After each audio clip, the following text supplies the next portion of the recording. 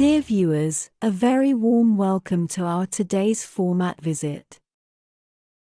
And at this point, thank you very much for all your entries, also again for this show. And today I have picked out another one, and maybe this topic has to be repeated almost like a prayer again and again, because Suzanne is 47 years old and she wrote to me from Germany.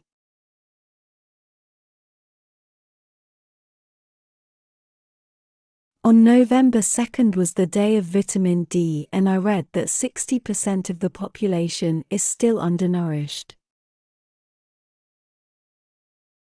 Could you please lay down some more weight on these things and explain the importance of this vitamin? I would like to do that, and sometimes I think it has to be in the responsibility of every person. But it also has to be in the responsibility of every colleague twice a year to know the supply of vitamin D to people.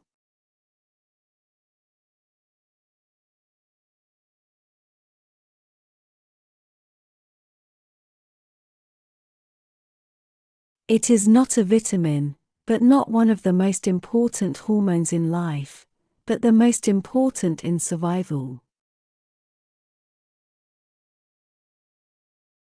Even if the health insurance companies may not even make this small contribution, it is a concern for them to know how your vitamin D level is. It is October and I go in the winter. How much do I need? Because my body has not been able to fill up these storages. Vitamin D as a hormone is the key to health. We are currently experiencing a time when we are working with a concern that we are willfully vulnerable to attack.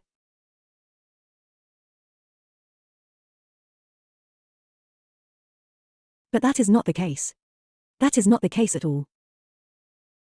Vitamin D also decides about this, and in evolution over millions of years, our body only has the ability to have all processes running when it is supplied with enough vitamin D, and because it is so important, it is actually not dependent on them to supply it. It produces it itself when there is enough of it in the light.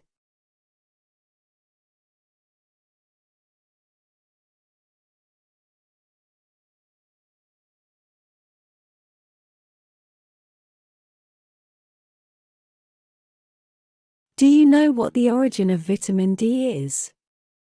Our cholesterol.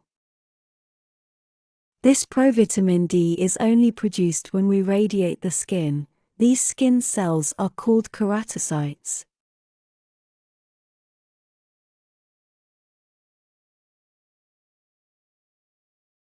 And this provitamin that is produced there from cholesterol from the liver, that is activated by the light.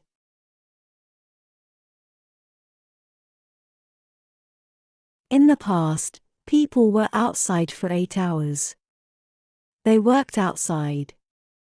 They were not in these light-poor large offices. They were not in big shopping malls for 8 hours.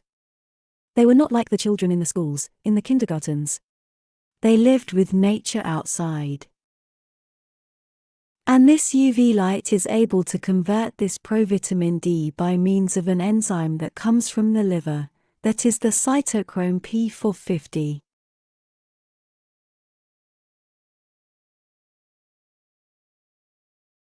And this is what makes the development of a 25-OH hydroxy vitamin D. It is still inactive. The liver or kidneys help it to convert into active 1,2-dihydroxycalciphenol. But we have to grant this synthesis step to the organism, otherwise it cannot complete this process for us. And this is one of our most important tasks that we are worried about. And this is still not taken seriously to this day. And you write, Suzanne, that about 60% of the population is undernourished. I dare to say that there are more.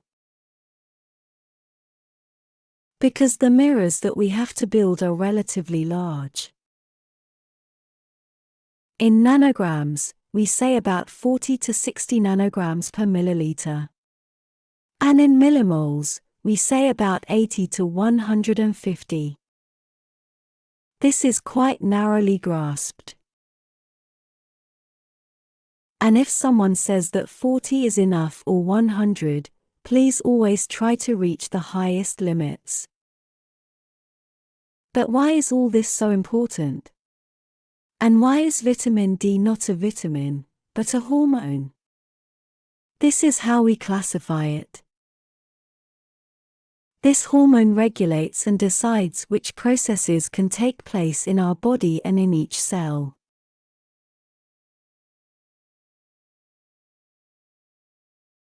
And this is important to understand. And this is important for you, too, if you are one of the 60 to 70% of the population. And even today I often see mummified people, and they radiate a kind of fear to me. They want to protect themselves, but they want to protect themselves from other people by mummifying their faces. This is not justified. It is not possible to really develop a viral infection or viral activation, or even a viral infection at all, if my vitamin D is high.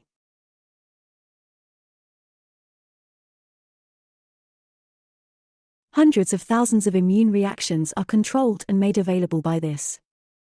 But it is still a little child in medicine. And this is something I want to make clear to everyone in this program. Also my own self-responsibility. You have to be aware that if you go to the doctor in October, he does check your vitamin D.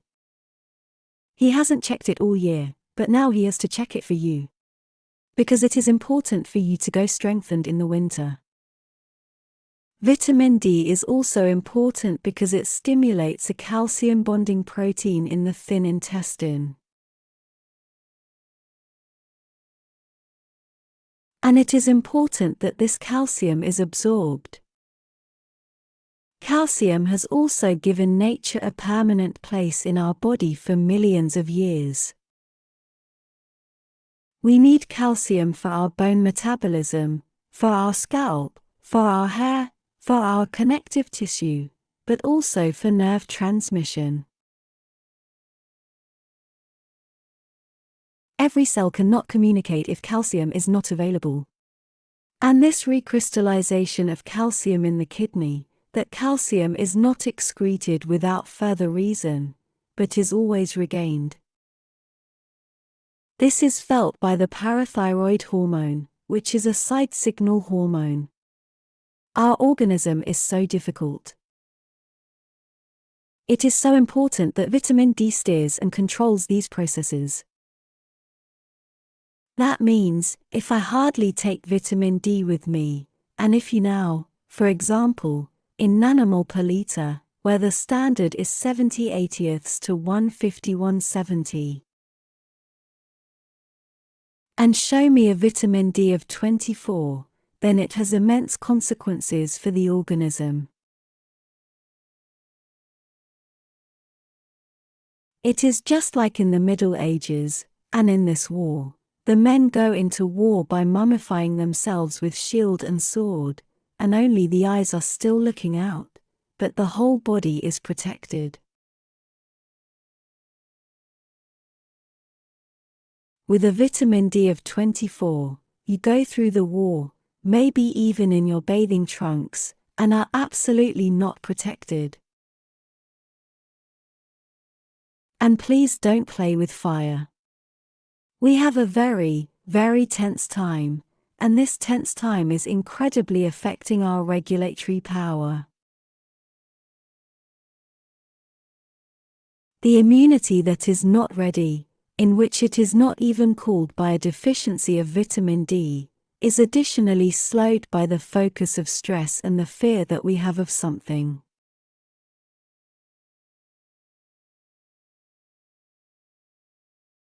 Instead of saying, "What scares me? And what can I do to strengthen myself here, through this phase of my life?" because it is only a fraction of what really mobilizes severe infectious diseases. And then you have to ask, what's wrong? It is by no means a microorganism that might now put me in a situation that deliberately wants to harm me, because my defense is no longer regulated.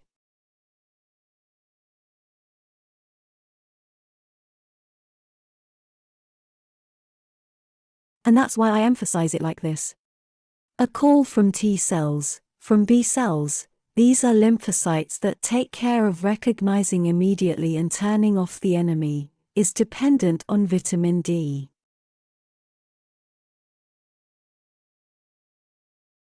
Vitamin D is dependent on the osteoblasts, the bone-building cells, being stimulated, that I stay strong, that I have a strong bone structure. And we can think about it 25 times. How do I treat osteoporosis?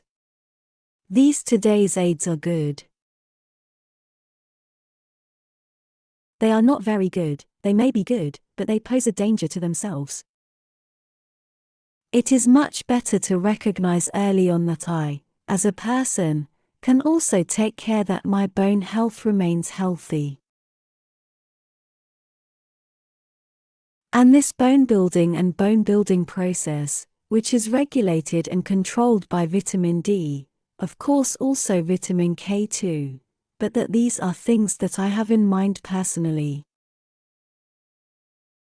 And I ask you to bear this responsibility for yourself. And if it is tight with the money, and if it is tight, in Germany you have a lot of so-called idle services, that is additional, that must be important to you. That must be more important to you than to say, I make my cosmetic appointment every month, or the hairdresser's appointment. If that is not enough, then you have to set priorities and recognize your vitamin D. Then you will go a long way in many things. And we know that.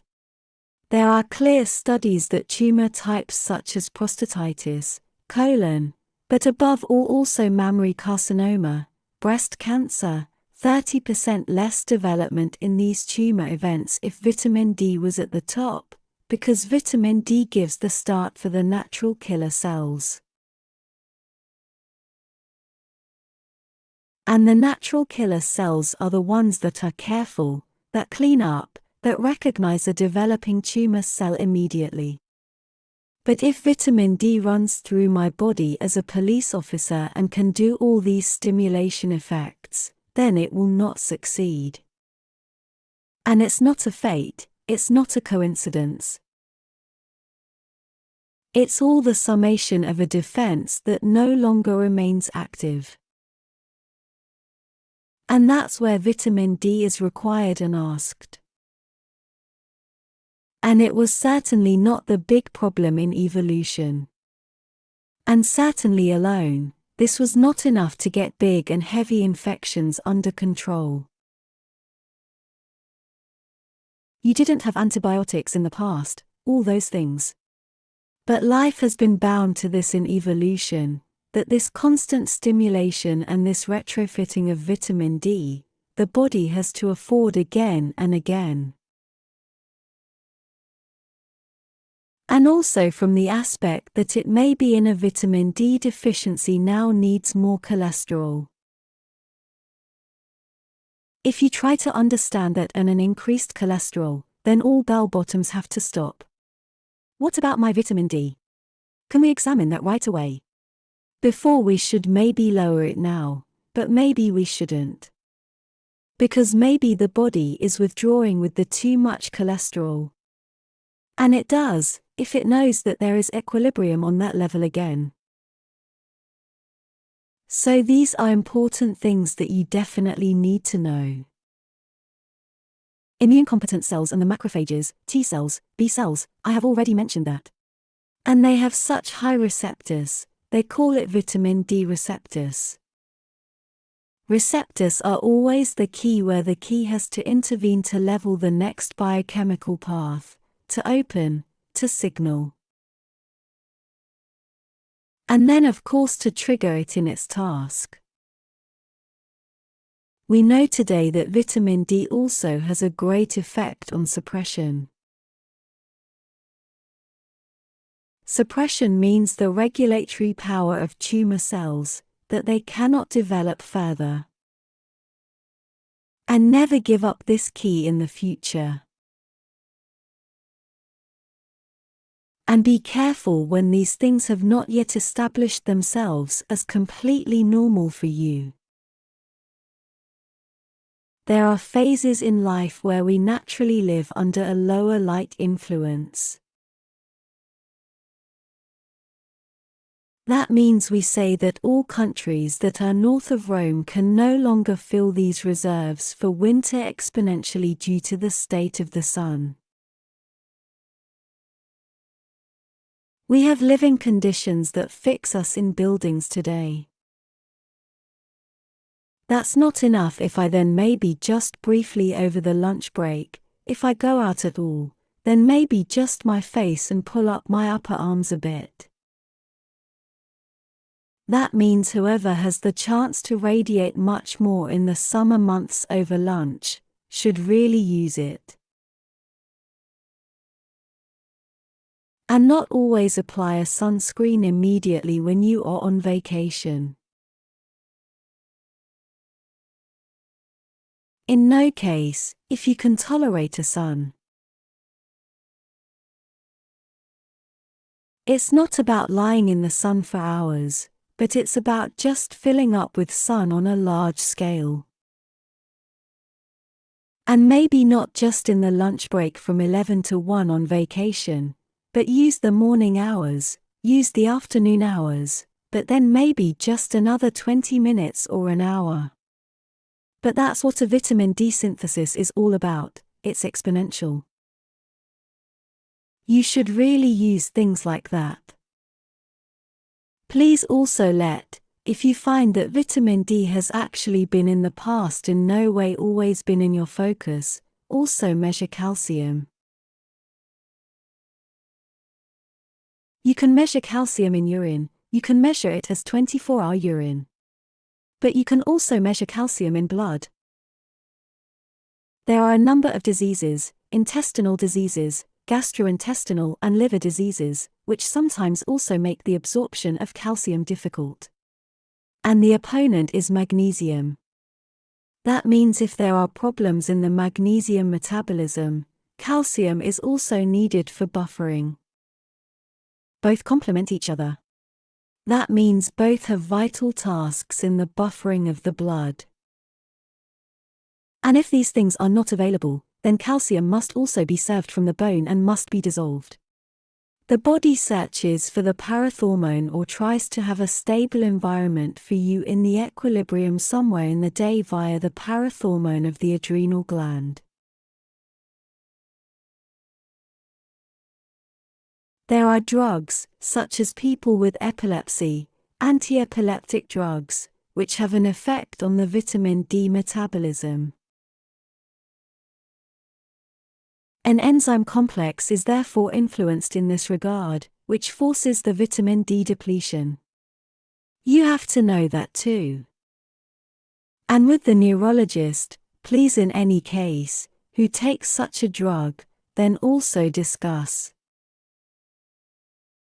There are times when you have a very high need for things, because it is, for example, pregnancy, it is growth phases. Our children, even our little children, need vitamin D. And it is not a good idea for them, when they are at the beach with the children, to first cream them from head to toe with a sunblock. Because they are of course also burdened, especially with a lot of preservatives, but also aluminum. But actually put a hat on the children, so that the face is protected from the sun, or just a small blouse. But not in any case for yourself or for the children, apply these sunblocks like creams every few hours. The activation of vitamin D is set to almost 100%. And with that, of course, you achieve very little in a summer vacation, that you can make reserves for the winter.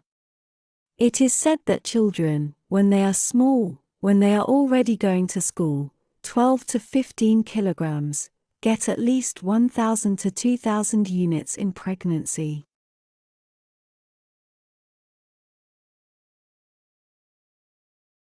Always 4,000 units. I never work under 40 to 50 units.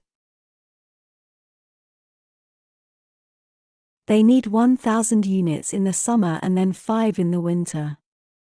Sometimes I give 10,000, just to get back into a balance once and again. And please, that this is measured again in 8 weeks. That is important.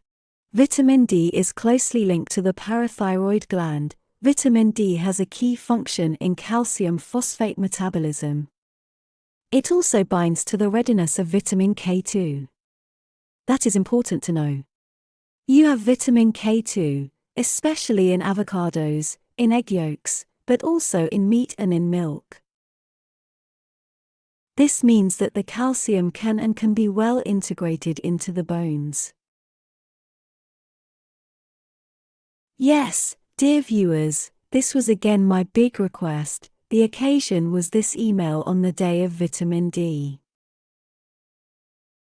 I would like us to observe a statistic tomorrow, which is going up quite a bit, that 100% of people in the care of all know about these things, to be able to manage very well every difficult episode in life, very well, in a very stabilized and healthy way. In this sense, I look forward to your letters, so feel free to visit Visite at QS24.TV, and I am already looking forward to the next program with you. Goodbye.